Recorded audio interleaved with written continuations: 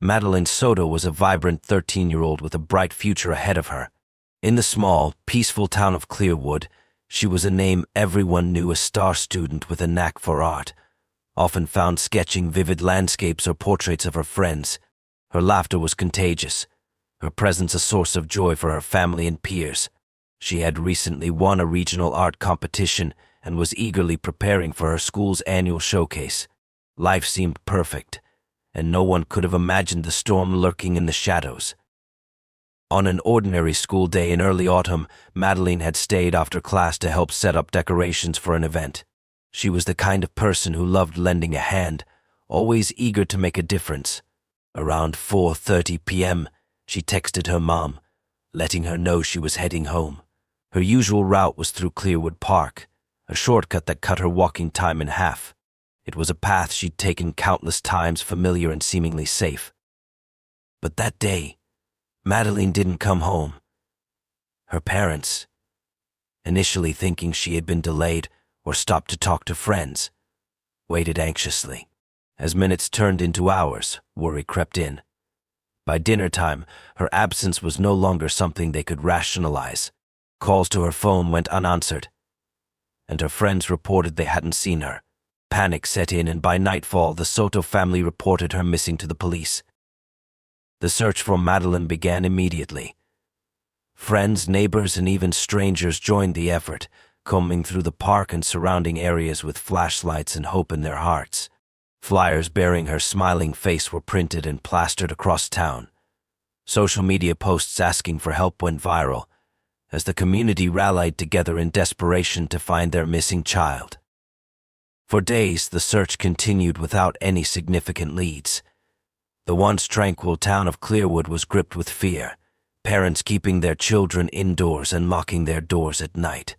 Speculations ran wild, but no one could explain what had happened to the vibrant girl who had disappeared without a trace.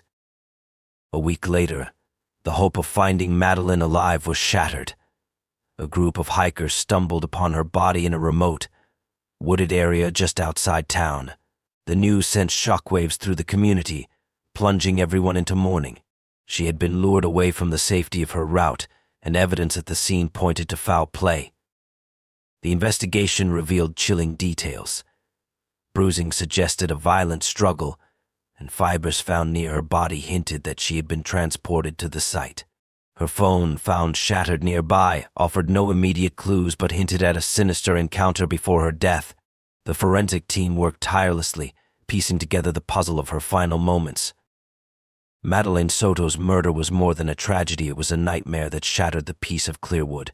What began as an ordinary day for a bright, kind-hearted teenager turned into an unthinkable horror. Her family, drowning in grief, vowed to seek justice, but the road ahead would be filled with dark revelations and unimaginable twists.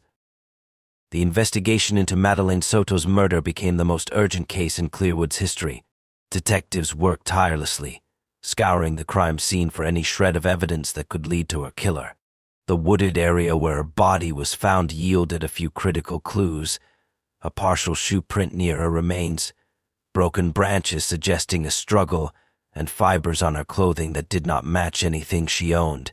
These fragments of evidence hinted at the presence of someone else, but they were not enough to identify a suspect. As the forensic team analyzed the scene, investigators turned their attention to Madeline's digital life. Her phone, though damaged, provided a partial record of her activity. Text messages, social media interactions, and app usage painted a picture of a typical teenager, but something was unsettling. Among her conversations, they found one with a user who called themselves Mr. Friendly.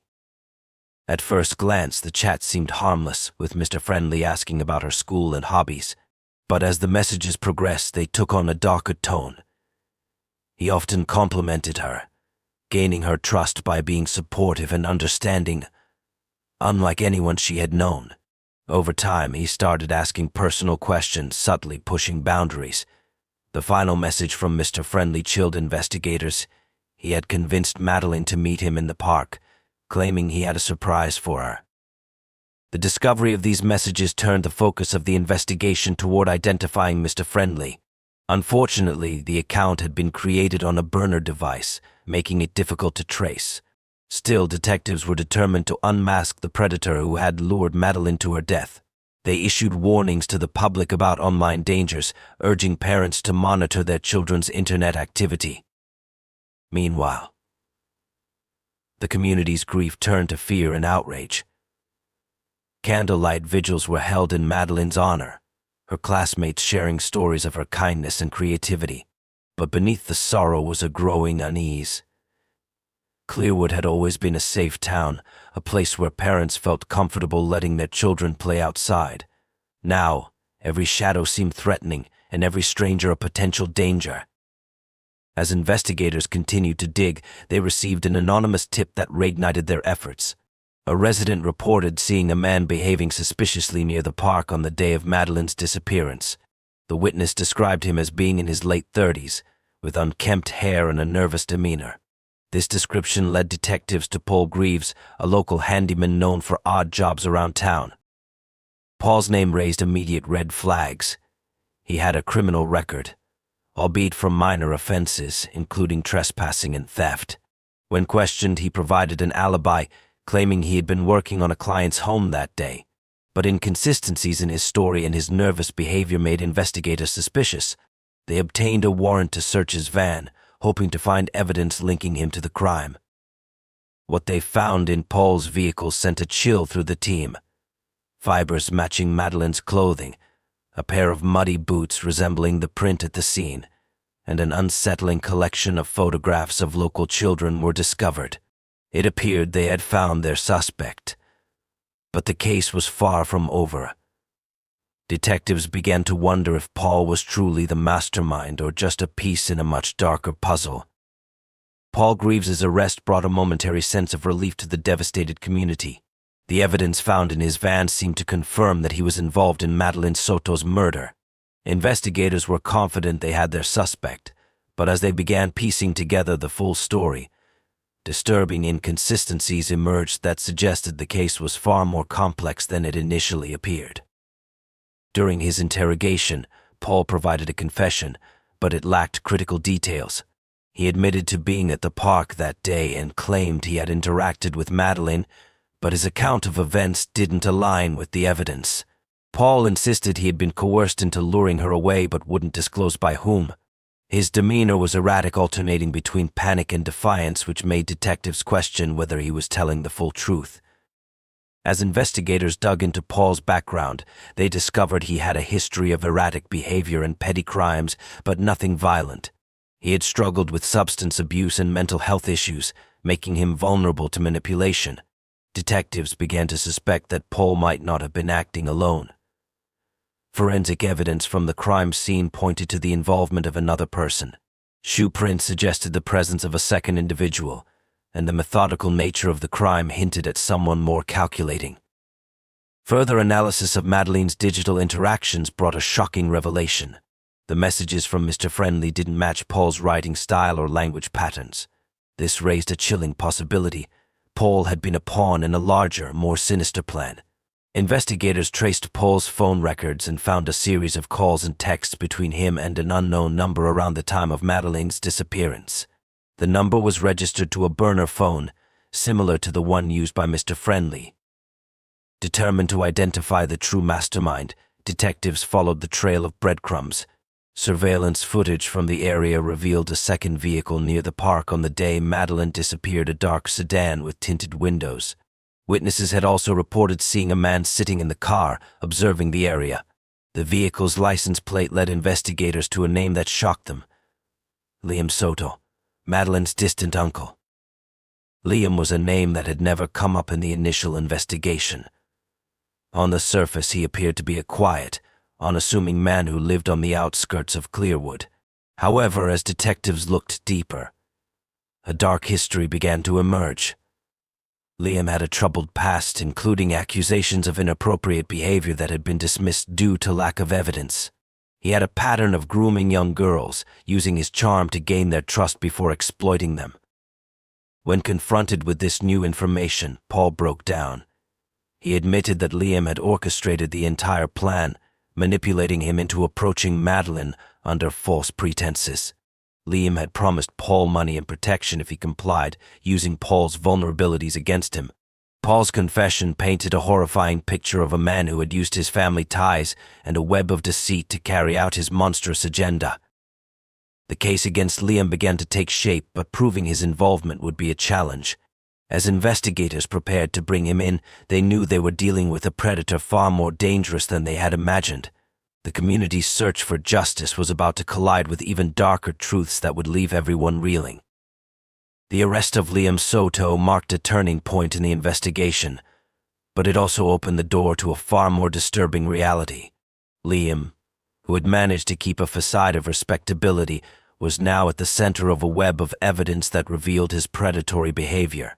His connection to Madeline was undeniable, but proving that he had masterminded her murder required unearthing every sinister detail of his past and present. Detectives began with Liam's digital trail, uncovering burner phone records that linked him to both Paul Greaves and the Mr. Friendly account. While Liam had taken steps to cover his tracks, his mistakes revealed a calculated plan that had been in motion for months. The messages from Mr. Friendly originated from a location near Liam's home, and metadata from Paul's phone showed frequent communication with Liam in the weeks leading up to Madeline's disappearance. When questioned, Liam initially denied any involvement, portraying himself as a scapegoat caught in the frenzy of public grief. His calm demeanor and calculated answers made him seem almost untouchable. But as investigators presented the mounting evidence, cracks began to appear in his story. Witness testimony placed Liam's car near the park on the day of the murder, and further forensic analysis tied fibers from his vehicle to Madeline's clothing. But we didn't back down. The Nexus array intensified its output, its energy cutting through the darkness like a scalpel. The veil's form began to fracture, cracks of light appearing across its surface. On the bridge, Lila's fingers flew across her console. The core is destabilizing. If we can hold it a little longer. Before she could finish, a massive tendril struck the ship, tearing through the hull with a sound like thunder. Emergency lights flickered, and the air filled with the hiss of decompression alarms. "We've got a breach in Sector 3, someone shouted. Ramirez didn't flinch. "Seal it off. Keep the focus on the array." The breach was near the engine room. I felt the sudden drop in pressure as the emergency bulkhead slammed shut. For a moment I thought I might be trapped, but then the systems held, the atmosphere stabilizing just enough for me to breathe. Outside, the veil was collapsing. The cracks widened, spilling light into the void. The tendrils grew erratic, their movements less precise, as if they were losing cohesion. "We're almost there," Lila called out. "One more surge should do it." Ramirez gave the order without hesitation. "Push it to max. This ends now." The Nexus array unleashed its final pulse, a blinding wave of energy that tore through the veil. The tendrils froze, their forms disintegrating into shards of shadow that evaporated into nothingness. The veil itself shuddered, then crumbled, its massive form collapsing inward until it was gone, leaving behind only the vast emptiness of space. For a moment, none of us moved. The ship was silent, save for the faint hum of the system still functioning. Then Ramirez's voice broke the silence. "We did it." Cheers erupted across the comms, relief washing over the crew like a flood. But as I leaned back against the bulkhead, exhausted and trembling, I couldn't shake the feeling that this was just the beginning. The veil was gone, but the questions it left behind remained.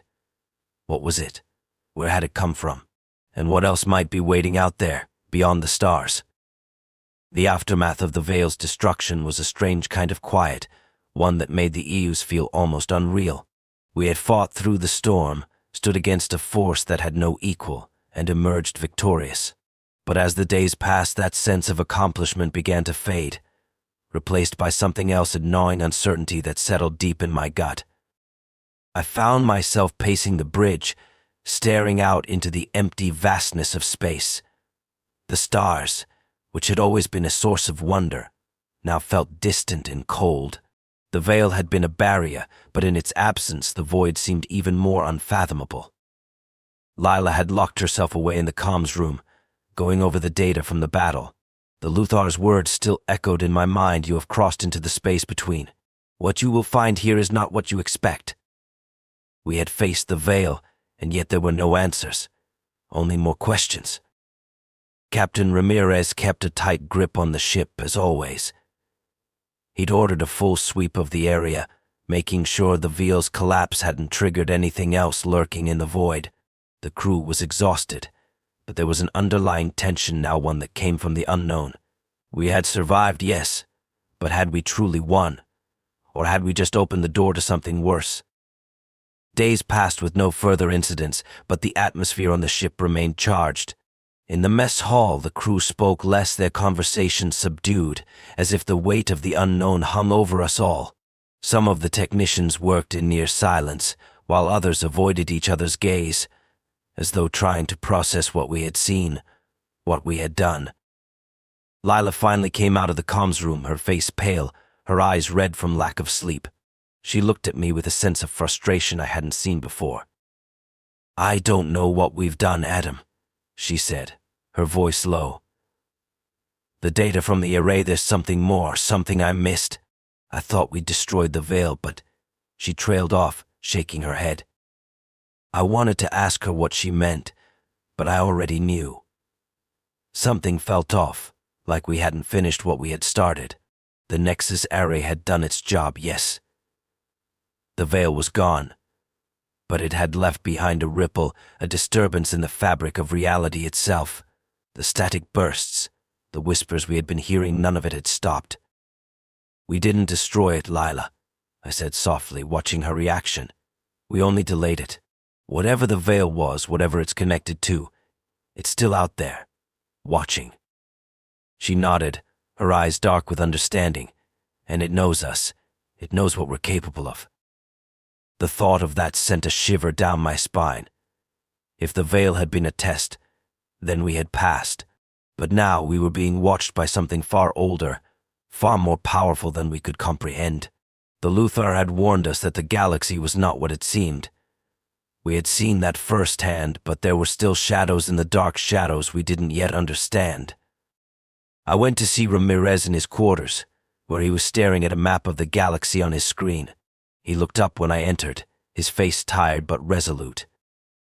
"We've opened a door, Adam," he said, not bothering with pleasantries, "and there's no going back. Whatever is out there, we're not ready for it." I had no answer for him. I only nodded, knowing that we would face whatever came next. The Eos had become something more than just a ship. It was a symbol, a beacon of humanity's will to survive, to reach beyond the stars and into the unknown. But we had learned something critical in the process. We weren't alone. There were others out there, beings far older and wiser than us, and whatever happened next, we would face it together. The galaxy had just become a much bigger place, and it was only a matter of time before we encountered the next challenge. And when we did, I had no doubt that humanity would rise again, because beneath the stars we were not just survivors. We were something more, something that had yet to fully realize its potential.